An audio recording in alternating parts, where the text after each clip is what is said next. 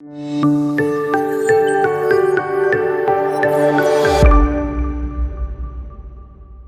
and a very warm welcome to the Bharata First podcast. This is Frank Rausan Pereira doing a reading of C.Raja.Gopalachari's Mahabharata.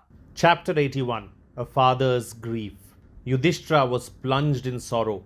He has gone to the sleep that knows no waking. He who in battle overcame Drona, Ashwathama and Duryodhana, and who was like a destroying fire to enemy forces.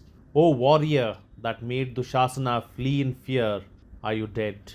What then is there for me to fight for or win? Why do we want kingdom now? What words of comfort can I offer to Arjuna? And what shall I say to Subhadra, quivering like a cow bereaved of her calf? How can I utter to them vain words of solace that serve no purpose? Truly, ambition destroys the understanding of men.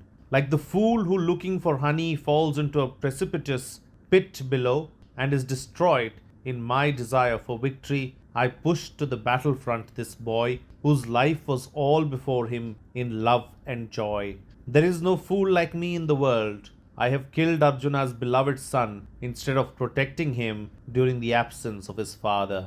Thus was Yudhishthira lamenting in his tent. Around him were sitting warriors, silent in sorrowful thought of the valor of the youthful hero and his cruel death. It was always the custom with Vyasa to come and comfort the Pandavas whenever they were in great sorrow. He was their great teacher as well as grandsire. So he appeared now before Yudhishthira. The sage was received with all honor, and Yudhishthira, having made him sit, said, I have tried very hard to find it. You are wise and a knower, said Vyasa, and it is not meet that you should allow yourself to be lost in grief in this manner. Knowing the nature of death, it is not right that you should grieve like the unlearned. Vyasa proceeded to console the bereaved Dharmaputra. When Brahma created living beings, he was filled with anxiety. These lives will multiply and soon their number will be beyond the capacity of the earth to bear. There seems to be no way of coping with this. This thought of Brahma grew into a flame which became bigger and bigger until it threatened to destroy all creation at once. Then Rudra came and pleaded for allaying this destructive fire. Brahma controlled the great fire and subdued it into the law that is known to mortals as death. This law of the Creator takes many forms, such as war or sickness or accident, and keeps the balance between birth and death. Death is thus an inescapable law of existence, ordained for the good of the world. It is not true wisdom to be impatient with death or to grieve immoderately for those who die. There is no reason to pity those who pass away. We may have reason indeed to grieve for those who remain. After saying these words of solace, Krishna Dvaipayana retired. Dhananjaya and Krishna were proceeding towards their camp after defeating and slaying the Samsaptakas. Govinda, I so not know why, said Arjuna, but my mind is not at ease. My mouth feels parched and my heart is troubled with a great presentiment of loss. I wonder if any calamity has happened to Yudhishthira. Something makes me afraid, Krishna. Do not be concerned about Yudhishthira, replied Krishna. He and your other brothers are safe. On the way they halted and did the evening prayers. Remounting the chariot, they proceeded to the camp. As they approached the camp, Arjuna's premonitions of calamity increased. Janardana, we do not hear the usual auspicious music in the camp. The soldiers, seeing me from a distance, hang down their heads and avoid my sight. This is strange behavior on their part. O Madhava, I fear greatly. Do you think my brothers are safe? I am confused. How is it Abhimanyu does not run out to meet us today as usual, accompanied by his brothers? They entered the camp. Why are you all wearing sad faces? I do not see Abhimanyu here. How is it I see no glad faces? I understood that Drona arrayed his army in the lotus formation. No one among you could pierce it as far as I know. Did Abhimanyu force his way in? If so, he is dead, for I did not teach him how to make his way out of that formation. Has he been slain indeed? When their mournful silence and downcast eyes, that dared not meet his, had confirmed his worst fears, the bereaved father burst into heartbroken lamentation.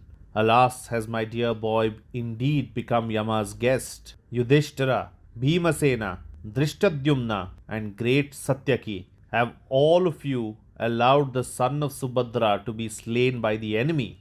Alas, what comfort shall I give to Subhadra? What shall I say to Draupadi? And what solace can be given to Uttara? And who shall I give it? Vasudeva spoke to his stricken friend, beloved Arjuna. He said, do not give way thus to grief. Born as Kshatriyas, we have to live and die by weapons.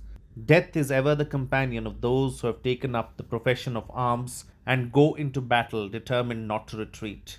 Warriors must be ever ready to die young. Abhimanyu, boy as he was, has attained the happy regions above which grey-haired veterans yearn to reach in battle. Abhimanyu's end is indeed the prescribed and much desired goal of all Kshatriyas. If you give way to grief in this inordinate way, your brothers and other kings will lose heart. Stop grieving and infuse courage and fortitude into the hearts of the others. Dhananjaya desired to be told the full story of his brave son's end, and Yudhishthira related it. I incited Abhimanyu to enter the enemy's formation, for I knew that he alone could do it among all of us. Make your way into the lotus array, and we shall follow immediately behind you. This great deed of yours will please the hearts of your father and your uncle, I said. The youthful hero did accordingly and broke the great formation and made his way in. We went behind him according to plan, but just then the wicked Jayadratha came and effectively stopped us. He caused the breach in the formation to be closed up at on, and we found ourselves unable to follow Abhimanyu. The Sindhu kept us out, and then, oh, shame on Kshatriyas who could do this. A crowd of redoubtable warriors hemmed him in, thus isolated, and slew him.